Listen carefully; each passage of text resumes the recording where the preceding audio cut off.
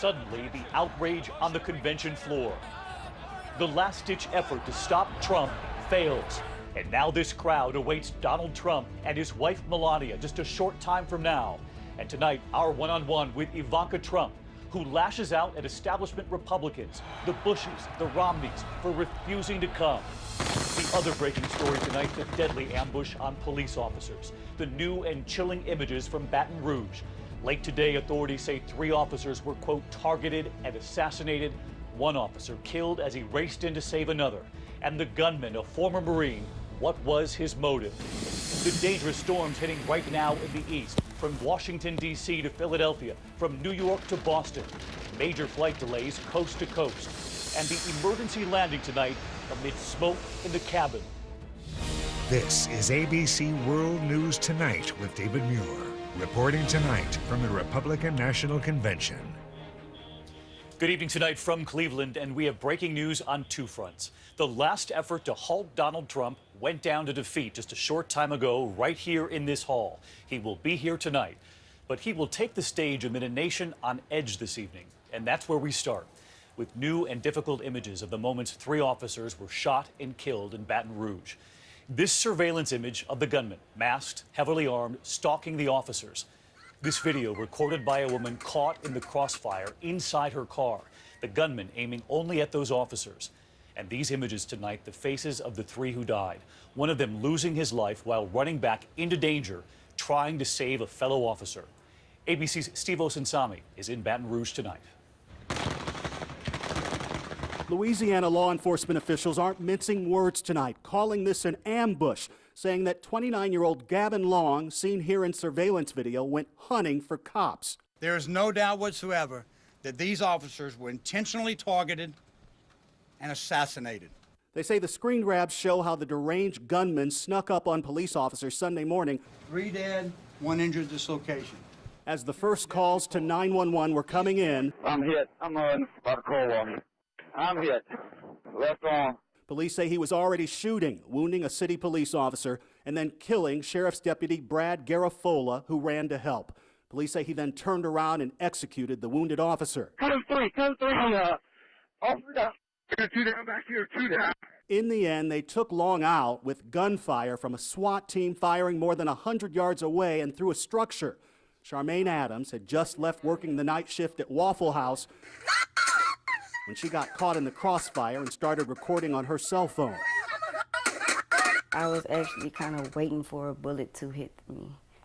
The bullets were that close. 5 police officers were wounded, 1 still fighting for his life tonight. Killed were Garafola, Matthew Gerald, and Montrell Jackson, who's the same color as the shooter, and in a powerful Facebook post last week defended his badge to friends, saying, "I love this city, but I wonder if this city loves me." Sandra Sterling is the woman who raised 37-year-old Alton Sterling, who died at the hands of police. She says she's still fighting for justice, but says killing cops is wrong on every level. Right. It's not right. It was wrong what he did, and my heart went out. I cried. When I first heard it, I cried because back to me, I'm back to day one with Alton. And Steve Osunsami joined us from Baton Rouge tonight. And Steve, as you pointed out, their authorities revealed today that one of those officers who was killed had run back in to save a fellow officer.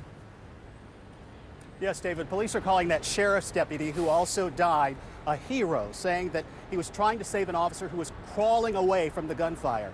And it must be said that what's happening here doesn't help the dialogue one bit between police in uniform and protesters in the streets. David? No question about that. Steve Osunsami leading us off. Steve, thank you. We are also learning much more about the gunman, a military veteran, a former Marine, who recently moved to change his name. ABC's chief investigative correspondent, Brian Ross, tonight. It's a time for peace, but it's a time for war. And most of the times when you want peace, you gotta go to war. With a jazz soundtrack in the background, the Baton Rouge killer, Gavin Long, posted this bizarre yet chilling video online. The day after, the 5 Dallas police officers were shot dead. With the brother killing the police, you get what I'm saying? It's justice. Just hours before Sunday's deadly ambush, Long, a former Marine who served in Iraq, posted this Twitter message: "Just because you shed your physical body doesn't mean you're dead." Today in Kansas City, so no comment? None of Long's family or neighbors seem to want to talk about him. Police say he left here for Baton Rouge last week in a rental car. But his road to the deadly attack included an affinity for a little-known extremist black separatist group. As part of that, Long actually sought to legally change his name last year to Cosmo, as a member of what he called the Washita Nation or tribe. We're the soldiers. We're the warriors. And Brian Ross is with us here tonight. Brian, authorities said there was just one shooter here, but they are investigating tonight whether or not there were any accomplices who might have tried to help him. Well, that's right. They discovered after he died, someone continued to post on his Facebook page. They don't know tonight, they say, whether that was a hoax or a possible accomplice, David. All right, Brian Ross with us again tonight. Brian, thank you. In the meantime, Donald Trump is expected to arrive here just a short time from now. He will introduce his wife, Melania, on stage right here behind me. She'll then speak. But even before Melania Trump speaks this evening, the sudden drama right here in the hall, the 11th hour effort to stop Donald Trump. It failed, but not without a fight. ABC's Tom Llamas is on the floor tonight. Tonight, high drama on the floor of the Republican convention. Roll call vote!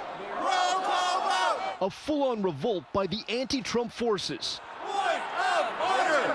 Point of order! It started when delegates were denied an opportunity to vote on the rules. Some saw it as their last best hope to block Trump's nomination. The motion to reconsider is laid upon the table. And with that declaration, pandemonium. You are ignoring delegates who have been elected to this convention. So the Never Trump people are calling for a roll call vote right here. They're trying to build that chant, while other Trump supporters are trying to support Trump. But their call rejected. No state-by-state roll call vote. Only a voice vote would happen. Those in favor of the rules package will say aye.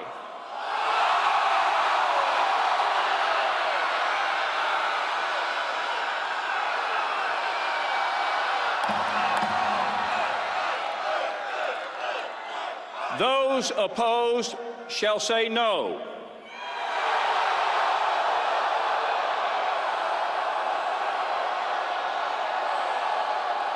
In the opinion of the chair, the ayes have it. In the end, the anti-Trump forces failed. Colorado's entire delegation walking out. Look at their empty seats. A raucous start to the Trump show on a day the candidate is hoping to showcase his softer side. Tonight, the spotlight on his wife, Melania. He's a great leader. He's fair. Melania, one of 6 Trumps with primetime speaking slots here in Cleveland. All Trump's adult children addressing the convention. The Trump family will watch the convention from this private box, very close to the stage. And convention organizers want to make sure there are no mistakes. So plenty of warning signs. Team Trump, you are being filmed. The spotlight also shining bright on Trump's running mate, Mike Pence. Together for their first joint interview, but on some issues, very far apart. Trump says he's long opposed the Iraq War, but Pence voted for it. Trump was asked about that.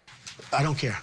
What do you mean you don't care that he voted? It's a long time ago, and he voted that way, and they were also misled. A lot of information was given to people, but I was against the war in Iraq from the beginning. Yeah, but you used that vote of Hillary's, that was the same as Governor Pence. Many people as the example of her bad judgment. Many people have, and frankly, I'm one of the few that was right on Iraq. Yeah, but what about he?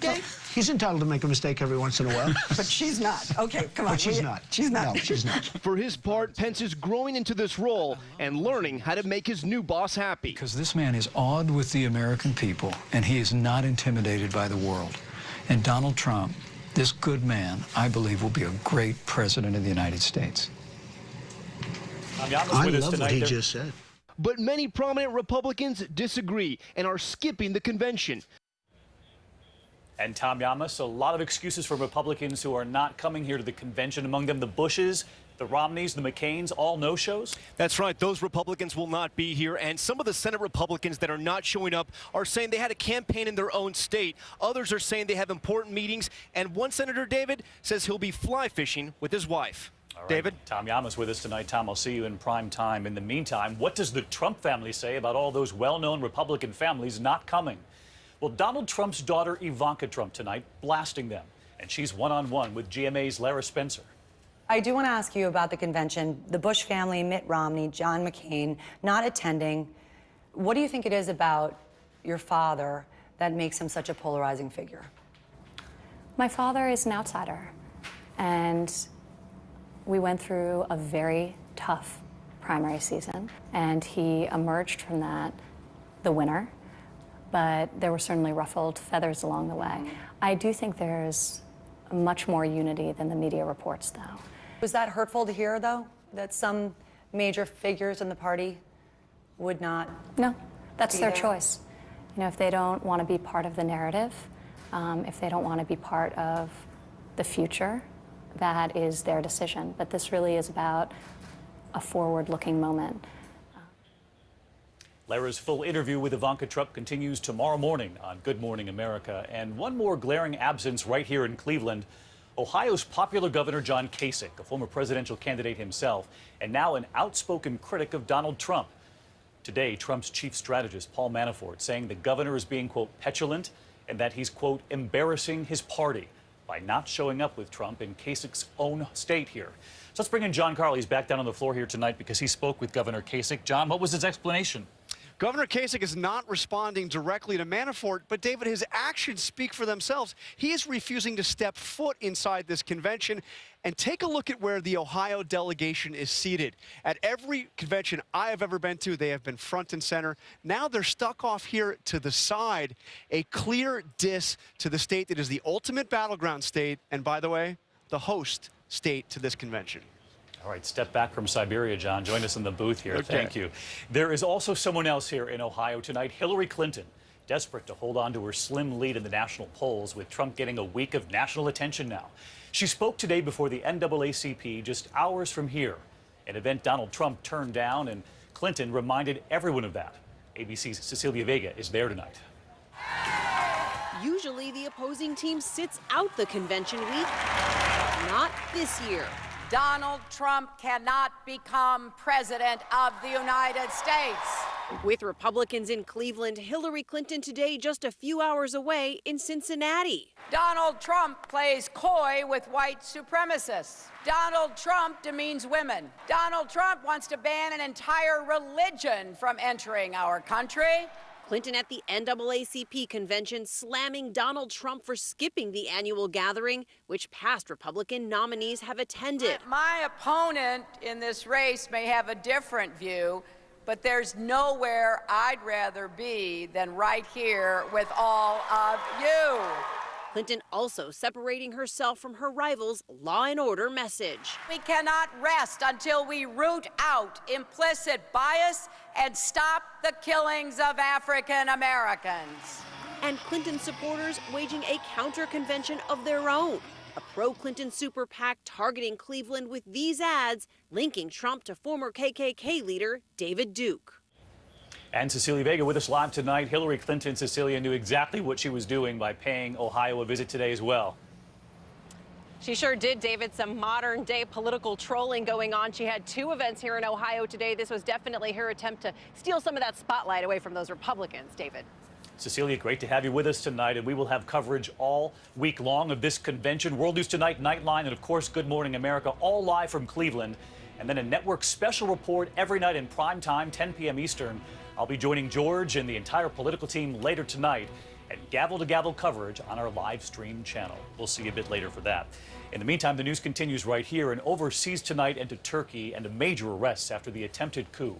Tonight, 6,000 military personnel are under arrest, including a former Air Force commander accused of being a ringleader. Nearly 9,000 police officers have also been fired. Turkish officials say they will soon deliver proof that a Muslim cleric who lives in Pennsylvania, they say he's behind it all.